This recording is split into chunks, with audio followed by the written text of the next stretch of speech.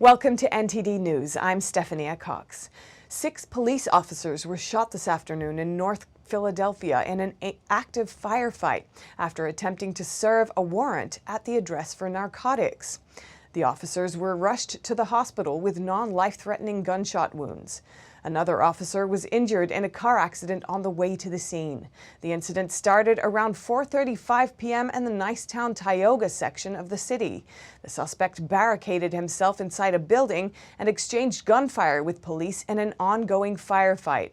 Several blocks around the scene have been cordoned off, with police and SWAT teams surrounding the building.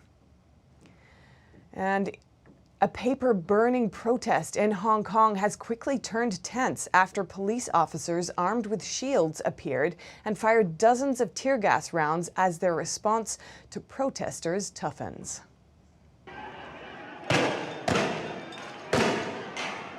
Clashes between protesters and Hong Kong police erupted anew on Wednesday night local time. Riot police firing tear gas at hundreds of protesters who had started to gather outside a police station in the residential area of Sham Shui Po. The protesters had gathered to show their opposition during the month-long Hungry Ghost Festival, when offerings are made to ward off spirits of ancestors. They burned hell money bearing the images of Hong Kong leader Carrie Lam and other officials. Last week, the Sham Shui Po district was the scene of a protest against police after they arrested a university student for buying a laser pointer, which police said was being used as a weapon. Riot officers shot tear gas almost immediately as their response to demonstrators continues to toughen. Local residents say police fired tear gas round after round. While they were sleeping, some pedestrians are also suffering from irritated eyes. Jeremy Sandberg, NTD News. The U.S. State Department is urging China to allow Hong Kong to exercise a high degree of autonomy. Meanwhile, Chinese media have released footage of armored personnel carriers belonging to China's paramilitary moving to the Hong Kong border. A department spokesperson said in a statement that the U.S. remains staunchly supportive of freedom of expression and peaceful assembly in Hong Kong and urged all sides to exercise restraint. The statement comes after increased speculation that Chinese troops plan to enter Hong Kong and stamp out 2 months of protests. A satellite photo released today shows what appears to be hundreds of vehicles parked in a sports stadium in Shenzhen, a city just outside Hong Kong. They are believed to be Chinese military vehicles. An official Chinese newspaper also released footage showing an armored fleet moving to the same city. Chinese state media claims the exercises were not directly related to the unrest, but many perceive the move as a threat to pro-democracy protesters in Hong Kong. Former U.S. President Bill Clinton chimed in on Twitter, saying he hopes protesters' right of peaceful assembly is met with dialogue, restraint, and respect. The U.S. State Department today issued a travel advisory for Hong Kong, urging increased caution following 2 days of clashes between riot police and demonstrators at one of the world's busiest air hubs. The 10 weeks of violent clashes between police and the people in Hong Kong have already left many distraught and fatigued. A U.S.-based comic artist is now trying to use his paintings to shine a light on some of the brighter moments in the protests, to mend wounded hearts and help keep people to keep their resistance and courage with rationality. Guo Jingxiong, or as what most people know him by his artist name Da Xiong, said that inspiration hit when he saw Hong Kong streets flooded with 2 million people peacefully demanding democracy on June 12. And in the clashes later with riot police, many at the front line facing tear gas, rubber bullets, and batons are young Hong Kong students. The spirit of the youth and the courage of the youth. And this leads to the award-winning artist's first and then second paintings themed on Hong Kong, which was later printed into posters and made their way into the hands of protesters. They were struck down and they stood up, and struck down again and they stood up again. They persisted. I think as an artist, I should show my respect to them. City streets, once filled with talks of trade and bargaining, are now often occupied by sounds of gunshots and screaming. And experts are raising alarm for people's mental health. 4 people have ended their own lives so far, leaving messages voicing their frustration to the government. Da Xiong was concerned as well, and that's why he decided to shed light on what's good and beautiful among the dark events. Protesters protecting each other against July 21st attack from pro-Beijing gangsters. Demonstrators helping wash the eyes of a child who got tear-gassed. The Chinese character Protect the Future ran on top. The young people have the good heart. They fight for keep the good heart. And that message of humanity came across to protesters successfully. Hong Kong's government has condemned the protesters as rioters. The Chinese Communist regime accused them of showing signs of terrorism and warned of a hardline crackdown. Facing this kind of strange situation, I think the protesters have reached the point where they have nowhere to retreat. But I believe, as the Chinese saying goes, if you confront a person with the danger of death, he will fight to live. Da Xiong was once arrested and tortured in a Chinese prison for works critical of the Communist Party. He migrated to the U.S. in 2008. I think this is just the start. I believe ultimately all the Chinese people will see clearly what the Communist Party is and will step down from the stage of history. Penny Zhou, NTD News. With federal agencies banned from using Chinese 5G technology, the Department of Defense is working closely with U.S. tech firms to develop its own secure 5G supply chain. Michael Griffin is the Pentagon's czar for research and engineering. His year-old office is now tasked with supervising the development and integration of 5G technology across Defense Department programs. To do this, the Pentagon will be working closely with the private sector. Commercial initiatives in telecommunications far outstrip anything that we can do and would want to do in DoD. We are struggling to become the flea on the tail of the telecoms dog. The Defense Department is offering bases and infrastructure to help tech firms experiment and prototype. Development won't be led by DoD. We will be looking to be good customers, but if we can help enable that development, then we want to do that. China and Russia already pose a serious threat to the United States in hypersonic warfare. Developing hypersonic weapons and defense capabilities was the initial focus of the office when it launched last year. Not just defense, not just coping with China's offensives and Russia's offensives in hypersonics, but I want to be the offense. We want to hold others hostage. In May, a senior U.S. Army official said a prototype of a U.S. hypersonic weapon has been finalized and is expected to be officially commissioned in 2023. The quicker we can have that deployed, the better we can actually dissuade an attack in the first place. The administration is clearly very serious about these initiatives if budget is any indication.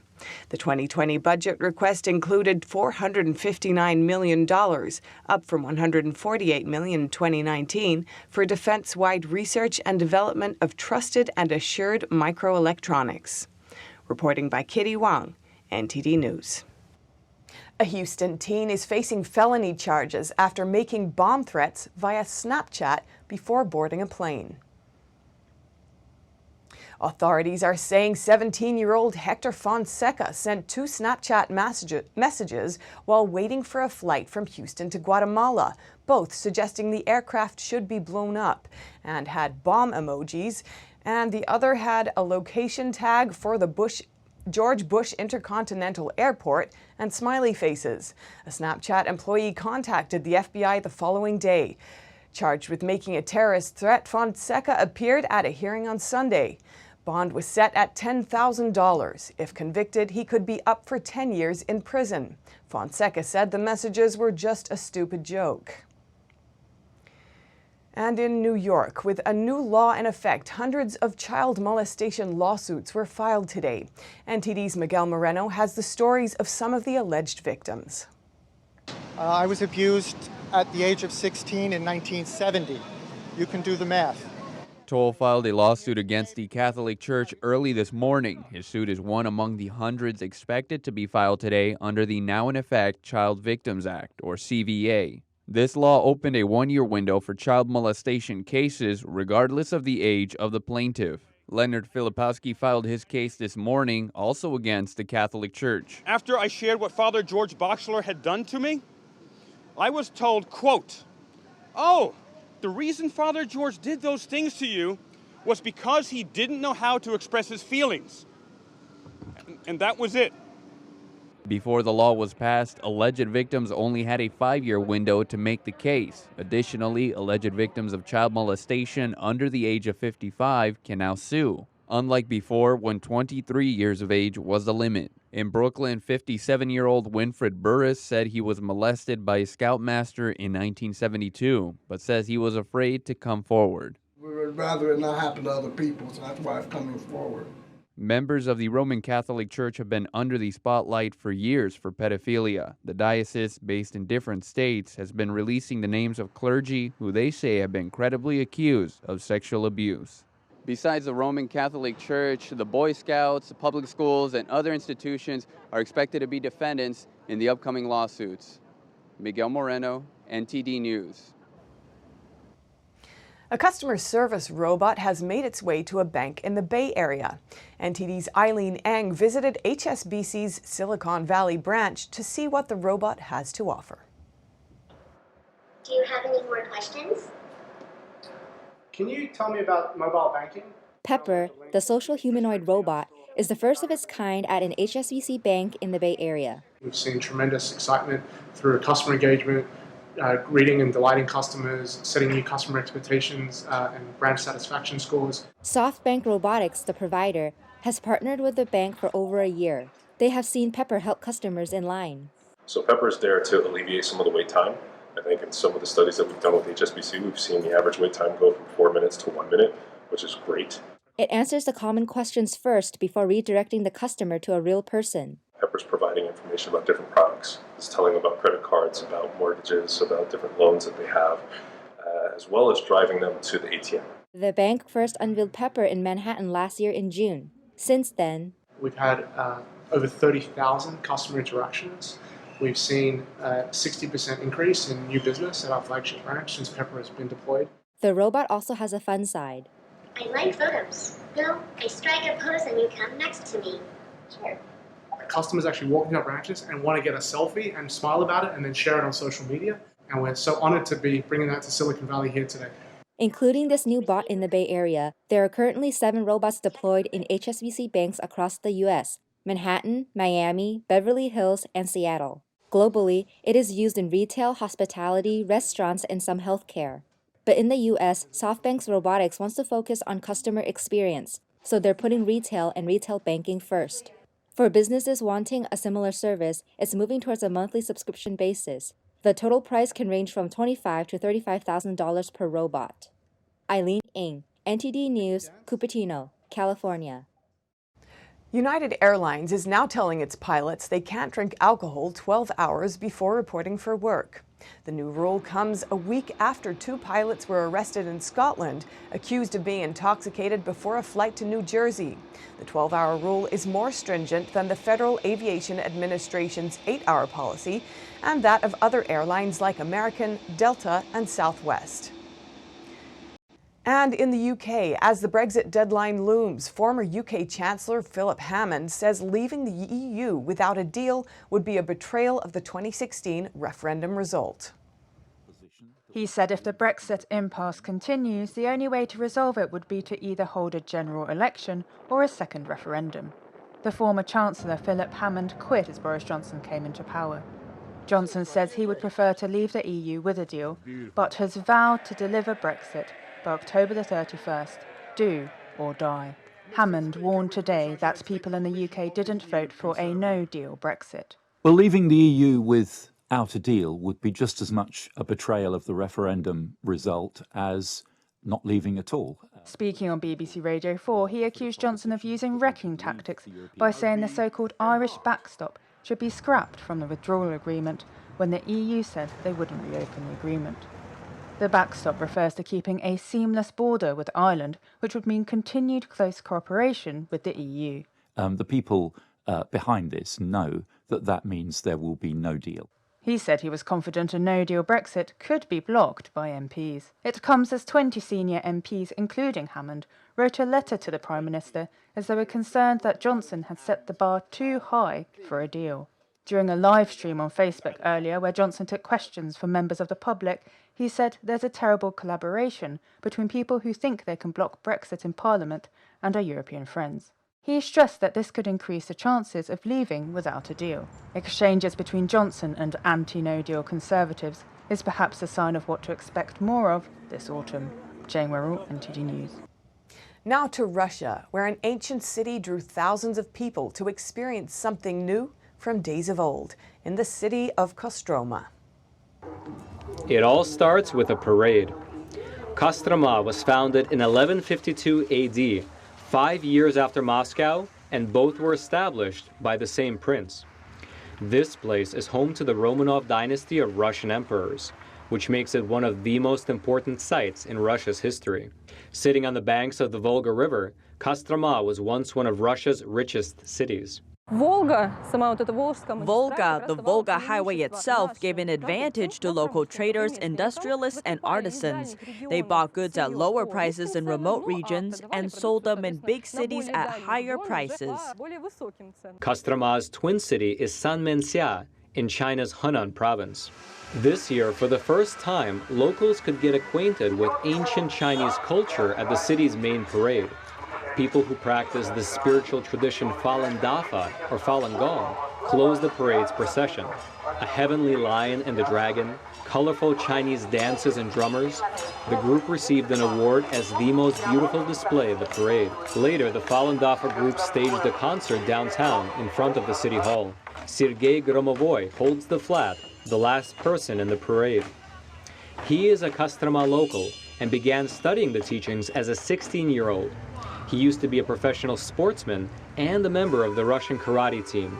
He has been practicing Falun Dafa for over 20 years. I began to practice Falun Dafa after my professional sports career. I had taken part in various championships as a member of the Russian karate team and had a lot of injuries. So I was looking for a method that would help me regain my health. Now I can't imagine my life without Falun Dafa. It became such a part of my life. This practice completely healed my body. Other local residents got to know the practice for the first time. These two friends, Svetlana and Yvette, tried Falun Dafa's moving meditation. During the exercises, I was able to get rid of all my fussy thoughts. Life around us is busy and noisy with all the cars, but I was able to not react. It was like everything just froze. Kostroma's Day of the City attracts more than 20,000 tourists from all over Russia and Europe who come for new experiences and leave with ancient ones. An Ohio grandmother is on a mission to visit every national park. She's got more than 30 to go and just a year to do it. 89-year-old Joy Ryan wants to see all 61 parks before she turns 90. It all started when her grandson Brad told her about his hike on the Appalachian Mountains. She expressed regret at never having done anything like that. All her kids were grown. Her husband had died 20 years ago, and she had never seen a mountain. So in 2015, he took her to Great Smoky Mountains National Park. They were hooked and have been traveling together ever since. They have beat multiple records, such as visiting 21 national parks in 28 days. So a year should be plenty of time for this pair to achieve their goal. You can follow their adventures on Instagram or Facebook. Look for Grandma Joy's Road Trip. Brad says his grandmother knows she's seeing these amazing sights for the first time and last time. And watching her take it all in has changed the way he lives. Once declared a biologically dead open sewer, the Thames River in London is now a vital nursery for marine life, and seals can even be seen basking in the sun. Each year, an international team of marine scientists from the Zoological Society of London conduct a census on seal populations. By understanding the health of them and how their population are doing, we can understand more about the whole ecosystem and understand how the lower animals in the food chain are doing.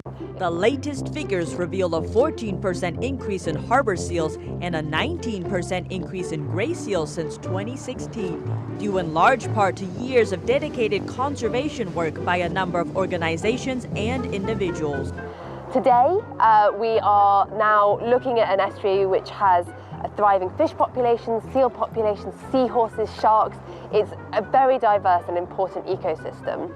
The rising seal numbers indicate that the Thames waters are healthy. And that's all for today's NTD News. Thanks for tuning in. I'm Stephanie Cox.